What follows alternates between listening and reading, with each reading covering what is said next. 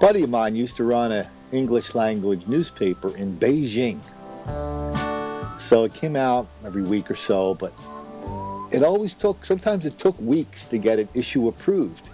You have to take the magazine down and take it to the government offices, and everybody would take a bite of the apple, and they would change this, change that.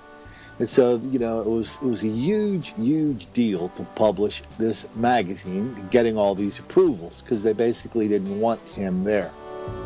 I was kind of thinking about that today when I woke up to learn that YouTube shut down my YouTube channel. Hi, this is Colin Flaherty. I'm the author of Don't Make the Black Kids Angry, and until recently the author of this big YouTube channel that was growing like crazy. And our big catchphrase over there and here is, here we talk about black mob violence, black on white crime, all without racism, without rancor, without apology.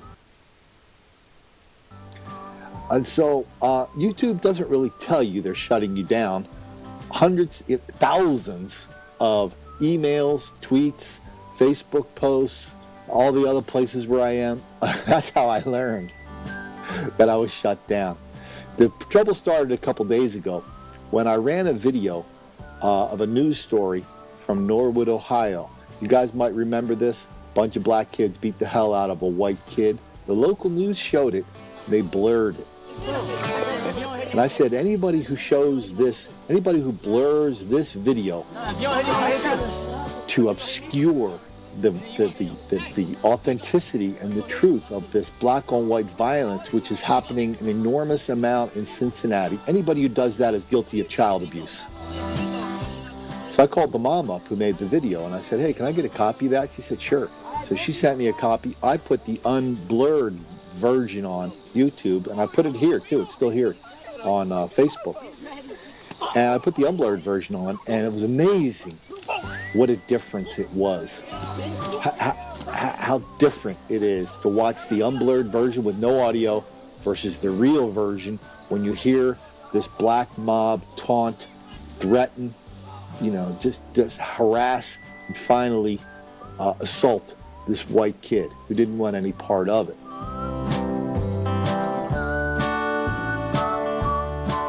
A disturbing attack in Brooklyn. Two young boys, police say, tried to mug a woman. CBS 2's Meg Baker spoke to one of the suspects' mothers, who says her son didn't do it.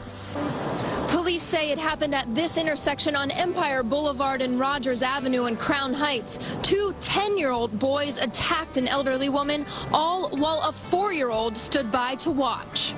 Two shockingly young boys were picked up by police on Monday after authorities say the two 10-year-olds tried to rob and assault a 67-year-old woman. We spoke to the mother as she and her kids walked out of family court after speaking with a probation officer. I have two little ones. I have a 10-year-old that was supposed to be charged with robbery, and I don't believe that he did it. Police say the pair ran up, grabbing the woman's purse and hitting her in the face. Ebony Blackman's 4-year-old son was with the older brother at the time of the alleged incident. My 4-year-old was with him, and they tell the business. So he told me, he said Artie didn't do nothing. It was his other friend. Blackman says her son is innocent and that it was other kids in the neighborhood. Just hanging out with his friends, and I guess his friends wanted to rob the lady, and they misconfused my son with another one, and they arrested both of them. And so now they got to go back to court and see what they're going to do with the charges because they're too young. Now, community activist Tony Herbert is stepping in to counsel the families. The influences on the street is really, really strong.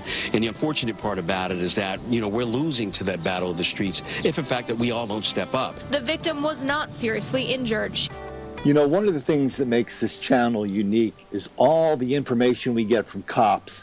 Cops love this channel. They love the books. They feel like this is what they would say if they could, but they can't. Not if they want to keep being cops. So here's the email that was attached to this link from this robbery we just saw.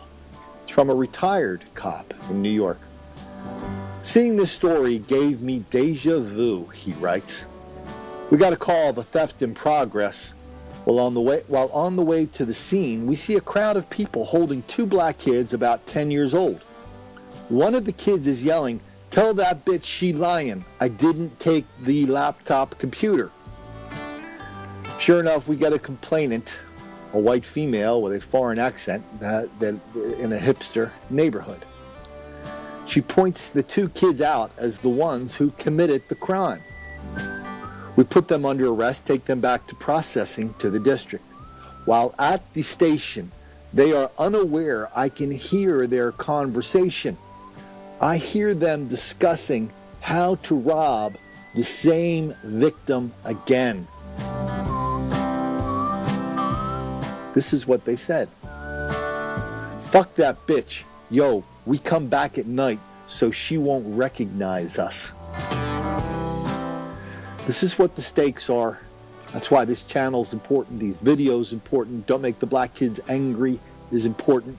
Now let's get back to the original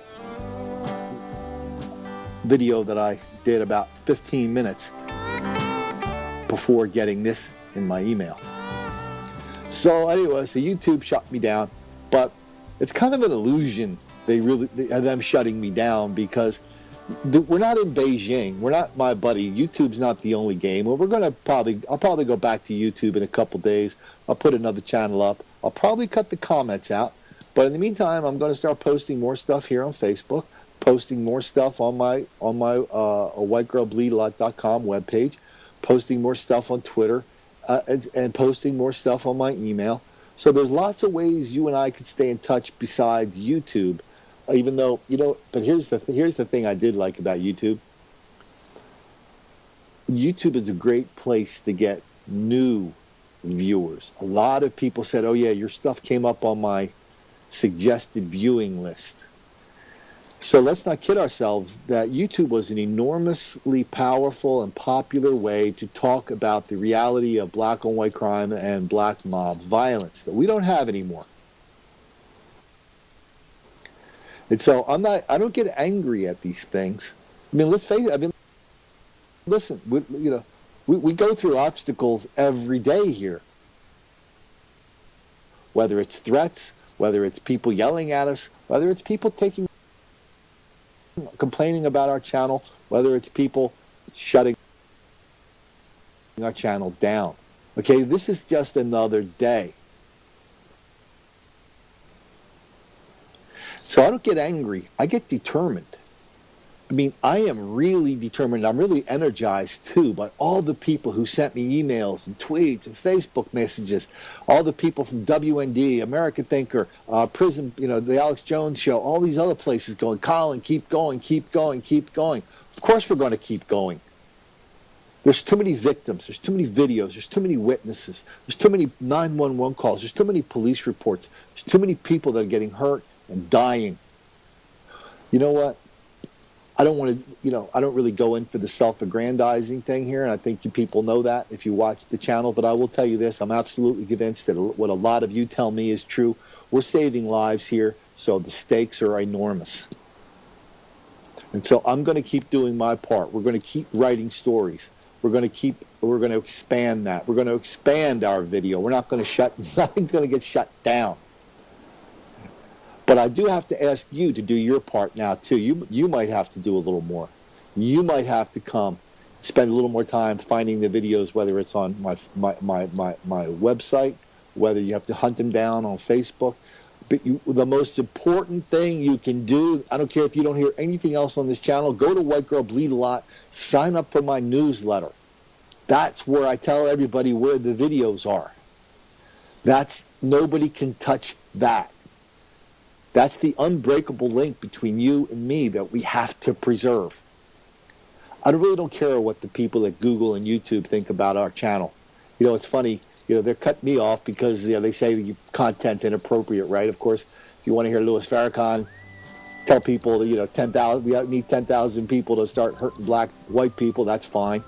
If you want to turn it on and find a 15-year-old kid called Chief Keef, glorify drugs, violence, money, drugs, violence, money. That's easy to find. He's a big pop star.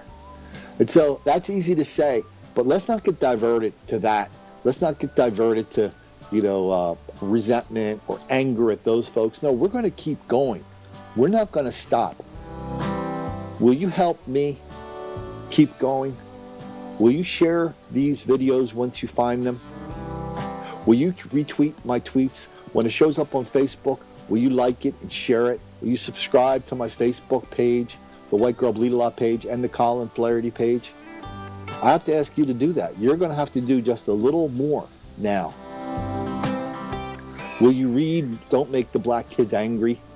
Will you give a copy to your relatives? Will you give a copy to a senior citizen who might live in a neighborhood that they don't even know how dangerous it is, but you know now because you've been watching the videos. You know the enormous amount of black mob violence and black on white crime directed at senior citizens. These are tough, tough times.